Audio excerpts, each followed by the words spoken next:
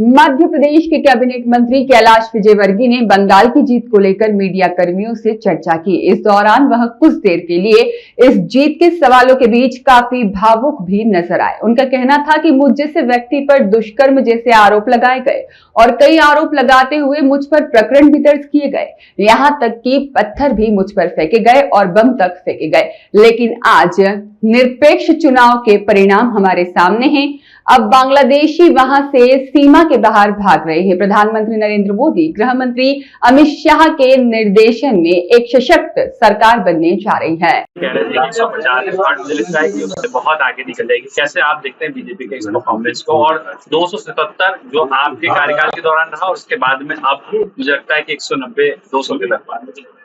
देखिए, मेरा सौभाग्य है कि पार्टी ने मुझे बंगाल जैसे प्रदेश में भेजा, जब वहाँ मात्र 3 सीट हमारे संगठन का विस्तार करने का मुझे और शिव प्रकाश जी को भेजा था।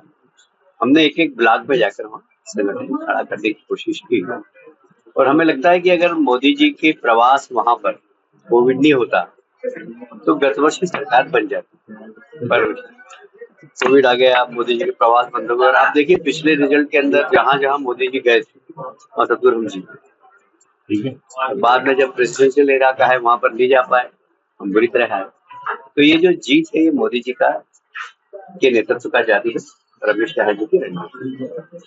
मेरा ऐसा मानना है कि देश की जनता को मोदी जी और अमित शाह जी ने बहुत बड़ा उपहार दिया, इसलिए कि बंगाल सिर्फ एक प्रदेश ही नहीं था, वो एक देश विरोधी गतिविधियों का केंद्र बनता जा रहा है।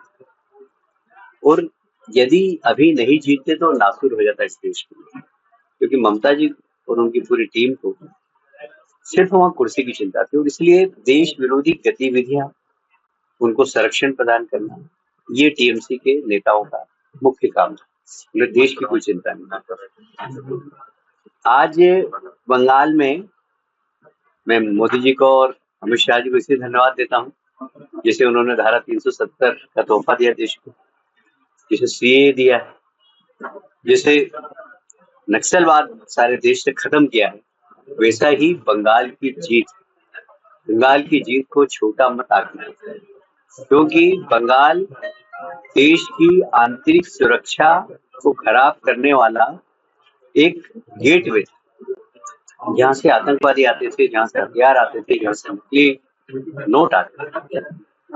एक बहुत बड़ा देश के लिए खतरा बनता जा रहा था बंगाल।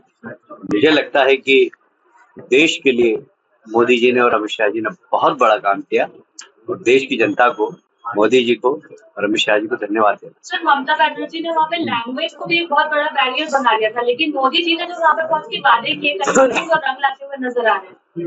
देखिए, ऐसा है कि झूठ का जो घड़ा होता है ना, वो कभी न कभी फूटता है, और इसलिए उन्होंने नारा दिया था, माँ मानुष माटी, ना माँ सुरक्षित थी, ना मानुष सुरक्षित था, ना माटी सुरक्षित। और जनता बंगाल की बहुत सांस्कृतिक है, बहुत बुद्धिजीवी। जब उन्हें लगा कि हम धोखा खा रहे हैं तो उन्होंने एक प्रचंड बहुमत दिया, जो हमारे अमित शाह जी का एक शब्द है, प्रचंड बहुमत, प्रचंड बहुमत दिया। और मैं आज उस मामले में बहुत खुश हूँ। प्रतिशत में ज्यादा अंतर नहीं, मगर सीटों में 100 सीटों का अंतर आ रहा है। देखिए, वोट प्रतिशत हम मध्य प्रदेश में जीतते हैं तो 1-2% क्या है, उस पर मत जाइए, सीट पे जाइए। कोई वोट प्रतिशत से सरकार नहीं बनती, सरकार सीट से बनती।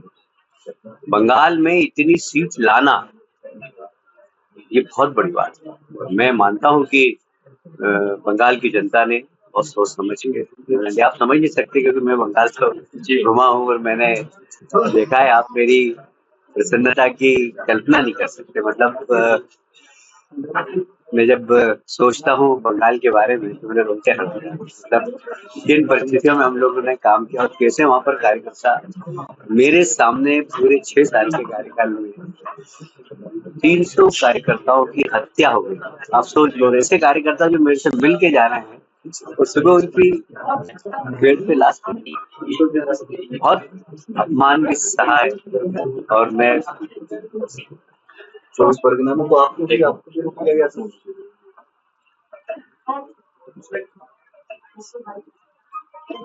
समझ नहीं सकते कि बहुत आपके खिलाफ भी सर काफी सारे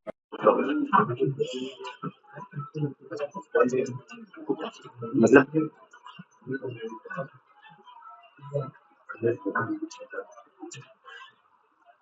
वैसे जो भरोसा है अब इस तरीके से आप देख रहे हैं जनता ने आप समझ सकते हैं कि मेरे ऊपर बलात्कार का केस है, समझ सकते हैं बात को। मैं किसी मानसिक पीड़ा से पिछले 6 साल से गुजरा। बच्चा बेचने का केस है, मतलब बच्चा बेचा नहीं। मतलब ये जो आंसू है मेरी प्रसन्नता के, मतलब दुख के नहीं। मैं कोई डरने वाला आदमी नहीं हूँ, पर जो प्रताड़ित किया गया कार्यकर्ताओं को आप अंदाज नहीं लगा सकते। मतलब मुझ पर, हमारे संघ के प्रचारकों पर बलात्कार किया, जिनको हम भगवान जैसा मानते प्रचारकों, मैं नाम नहीं लूंगा उनके।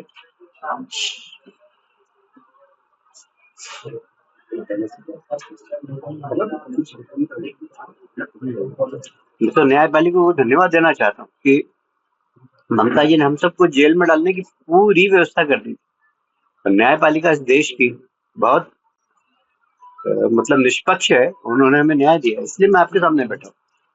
इतने केस जहाँ पर हो, 38-38 केस, और जिसमें रेप जैसे केस हो, बच्चों को विदेश में बेचने जैसे केस, जिसकी नॉन अवेलेबल। वहाँ शासन का कितना दुरुपयोग होता था, इसी से अंदाजा लगाया जा सकता है कि आप जैसे लोगों पे जो केस किए गए, आपको जानने वाले जितने लोग हैं सब मानते हैं कि ये चीजें कभी सपने में भी नहीं कर सकते अकेला। पर जो वहाँ के लोकल लोग थे, जैसे आरटी रेप की बात करें, संदेश खाली की बात करें, तो ममता जी ने पूरी कोशिश की कि उनके आरोपियों को बचाने की। इसका कितना इम्पैक्ट पड़ा, जो संदेश की हम बात करें, इसका कितना असर आया? देखिए, वो तो एक नेक्सस था वहाँ पर, डीएमसी, कुछ अधिकारी और गुंडों, वो नेक्सस ही राज चला रहा था। वो कोई प्रजातंत्र डेमोक्रेसी थोड़ी वहां पर।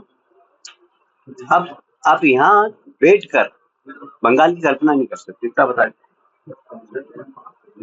मतलब आप जा रहे हैं, आपके ऊपर बम फेंका जा रहा है, आप जा रहे हैं, आपके ऊपर गोली चल रही है। आप समझ सकते हो उस माहौल में। मतलब वहाँ लॉ एंड ऑर्डर की स्थिति यह है कि सुप्रीम कोर्ट को बोलना पड़ता है कि ममता सरकार सेनाओं को जगह दे, उनको जमीन दे, ताकि वहाँ पे बाढ़ लगाई जा सके, फेंस की जा सके। देखिए, सेना को उन्होंने घेर लिया, सेना के ऊपर केस लगा दिया, उन्होंने सीबीआई के अधिकारियों पर केस लगाया, उन्होंने इनकम टैक्स के अधिकारियों को घेर लिया। सीबीआई के तो एक अधिकारी हमारे मध्य प्रदेश के डर गए, उनके वो ऑफिस में बैठे, उनके घर पे उनकी पत्नी और 2 बेटियां, उनको घर घेर लिया गुंडों। मतलब वहां पर लॉ एंड ऑर्डर तो था ही नहीं, पूरे गुंडों को संरक्षण देती थी सरकार। अब पिछली बार चुनाव में जिस तरीके से हमने रिजल्ट देखे थे, 24 परगना में जिस तरीके से आपको घेरा गया, लगा दिया था। वो है जो हैंग कर दिया गया था। देखिए, फल्टा क्षेत्र जहाँ नड्डा जी और हम जा रहे थे, और आपको याद हो तो आपने वीडियो देखा होगा, हम पे इतने बड़े बड़े पत्थर फेंके थे, मेरे सिर पे चोट आई थी, मेरी कोहनी पे चोट आई थी, और मैं 24 घंटे हॉस्पिटल में एडमिट भी रहा। वो उसका जो सरगना है वहाँ, वो चुनाव लड़ रहा जहाँ की, और वो क्रिमिनल है, वो स्मगलर है, उसको ममता जी ने Y+ सुरक्षा दे रही।